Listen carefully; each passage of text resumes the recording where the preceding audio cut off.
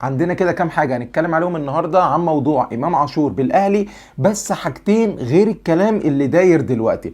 المحور الأولاني بتاعنا من 6 شهور أو من 7 شهور بقى بالظبط، أول ما إمام عاشور الأخبار وإن هو يطلع لنادي ميتلاند الدنماركي وهيخوض تجربة الاحتراف بتاعته، كتبت أنا ساعتها في الوقت دوت ان هو يستحق ان هو يطلع بره، وان امام عاشور موهبه كويسه، موهبه فعلا تفيد اي منظومه. ان هو بقى محتاج ايه؟ محتاج ان هو يتطور، ومحتاج احتواء، ومحتاج ان العقليه بتاعته هي اللي هتحكمه بره. هو هيعمل ايه؟ مسيرته هتبقى عامله ازاي؟ لان انت بقى عندك قبل كده، عندك يعني خبره كبيره وشايف تاريخ كبير للعيبه كتير خرجت من مصر وما حققتش حاجه، وفي نفس الوقت انت شايف لعيبه خرجت وبقت حاجه. ففي الاول وفي الاخر العقليه بتاعت لاعب الكوره هي اللي هتحكم انت لما تطلع بره هتبقى ايه. ايه الافيد لامام عاشور او ايه الافيد لاي لاعب؟ ان هو يطلع بره. ايه الافيد لاي لاعب هنا في مصر؟ ان انت تطلع بره، تطلع بره، تلعب كوره بره، تتعلم، تمارس الكوره بشكل افضل، تاخد فعلا الكوره والتجربه بتاعت الكوره كامله. طيب هو اي حد بيحترف؟ لا، اكيد مش اي حد بيحترف، واكيد مش اي حد بينجح في الاحتراف، والاحتراف ده بيبقى ليه اسس كتير جدا علشان تنجح فيها ونظام الموضوع. انا لما بقعد اسمع اللعيبه اللي هي اللي احترفت الكبيره، لو بقعد اسمع النظام اللي هم كانوا فيه، كان فيه كده حاجه اقولها بسرعه. احمد صلاح حسني في البودكاست بتاع نصوحي كان بيتكلم معاه ان هو كان في فرقه في الدرجه الثانيه في الدوري الالماني، وهو الكلام ده عدى عليه بتاع 25 سنه مثلا. انت بتتكلم ان دوت واحد خرج من عندك من هنا وراح هناك في دوري الدرجه الثانيه في المانيا، بيقول له ان هو كان في ميعاد للتمرين محدد، في مره هو اتاخر عليه، كل اللي كانوا واقفين في الاوضه كانوا اللي هو بص له اللي هو انت ازاي تيجي متاخر؟ انا بكلمك فرقه في الدرجه الثانيه في الدوري الالماني وهم شباب من 20 سنه. انت متخيل معايا الوضع؟ هم عندهم هناك كل حاجه بره في اوروبا نظام. فانت علشان تظهر في اوروبا وعلشان تبقى حاجه لازم أن تبقى ملتزم، لازم أن يبقى عندك مؤهلات كتير جدا، وتحاول انت تطور من نفسك، تحاول ان انت توصل، تحاول كل حاجه. الدنيا هناك مش سهله، انت مش طالع هناك مش وردي. انت بتبعد عن اهلك وبتبعد عن كل الناس هنا، وبتطلع بره علشان في حلم انت عايز تحققه. طيب هو كامام عاشور بقى وايه اللي حصل؟ هو اي لاعب طلع بره، في لعيبه كتير جدا طلع ما بتعرفش تتكلم، ابتدوا يتعلموا، ابتدوا ياخدوا كورسات، ابتدوا ان هم عشان اللغه، عشان يعرفوا يتواصلوا مع اللعيبه، علشان يفهموا التعليمات بتاعه المدير الفني. امام عاشور ده المحور الاولاني اللي انا بتكلم عليه. هو خرج بره، هو ما عادش، هو ما لحقش، هو تألق وطلع كبير جدا. البدايه بتاعته كانت كويسه وسجل اكتر من هدف وظهر بشكل كويس. يوم ايه اللي يحصل بعدها؟ امام يتصاب، وامام مش عارف اللي هو اللغه بتاعته مش قد كده، فامام يرجع هنا علشان يكمل علاج مع الطبيب بتاع المنتخب. فامام يقعد وامام ما يرجعش، ويجي يبدا المعسكر، الفريق هيبعت له علشان هيبداوا معسكر فعايزينه يرجع، فيبعتوا له الخريطه يقول لا مش هرجع، لا انا عايز افضل في مصر. فانت كده انت ما عملتش حاجه بره. انا بالنسبه لي اللي هو دي عقليه، دي عقليه، ده اول محور بنتكلم فيه. انت فين عقليتك ان انت عايز تعمل؟ طب انت خرجت ليه من الاول؟ طب انت كنت فاكر ان انت لما تخرج انت هتلاقي الدنيا كلها بيس هناك؟ هي دي الفكره، هو ده الموضوع. اللي هو اللعيبه لما بتخرج بيبقى عندي اللي هو انا هعمل، انا كذا، انا كذا، في طموح وفي امام خرج ما عادش بره حرفيا شهرين 3 من ال6، ورجع بيتعالج وخلاص. هو بيبعتوا له لا انا مش عايز ارجع، لا انا عايز افضل في مصر. فديت موهبه عقليتها هي اللي حكمتها ان هو مش عايز يكمل في اوروبا وان هو عايز يرجع. ده بالنسبه للمحور الاول. المحور التاني بتاعي عن امام عاشور، وهو خاص بالاهلي شويه، وفكره ان امام عاشور هربطه بالمحور الاولاني. كنت لسه بقولك ان هو لاعب خرج بره والعقليه بتاعته لا انا مش هكمل، لا انا راجع.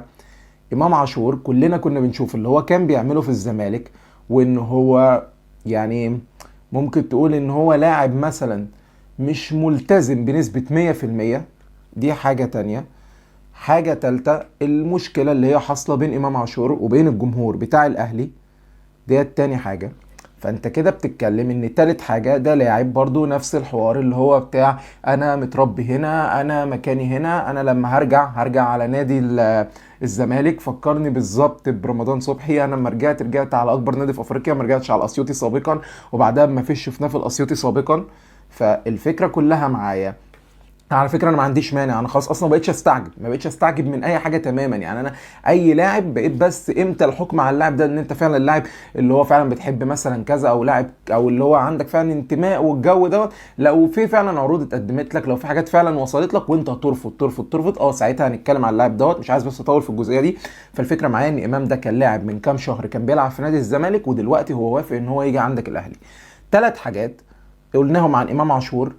فالفكره بقى معايا انت اما يجي الاهلي، الجزء الاول عند الاهلي، انت الثلاث حاجات اللي احنا قلناهم دولت، هل امام عاشور هيبقى ملتزم معاك بنسبه 100%؟ واحنا بقى عارفين الاهلي بقى وعقوبات بالهبل. هل هيبقى ملتزم معاك بنسبه 100%؟ هل الحوارات اللي بتحصل هنلاقيها بتحصل ولا لا؟ ده رقم واحد. رقم اتنين، في خبر ان الاهلي بيقدم لميتلاند ان هو عايز امام عاشور لمده سنه اعاره، وبعد كده هيفعل بند الشراء. دي حاجه كويسه جدا عشان حاجتين. اول حاجه هم عايزين يضمنوا التزام اللاعب، علشان ما اجيبش اللاعب ومثلا اشوفه بعديها بفتره عمل حاجه تانية، او اللي هو مثلا خلاص مش عايز يلعب معايا، او ان هو مثلا هيوقع على حد تاني عشان مثلا فلوس، علشان حاجه. الحاجه الاولى اشوف مستواك كمان في الملعب، ما بقاش مثلا خدتك كده وانت هتبقى وحش وبتاع. ديت اول حاجه.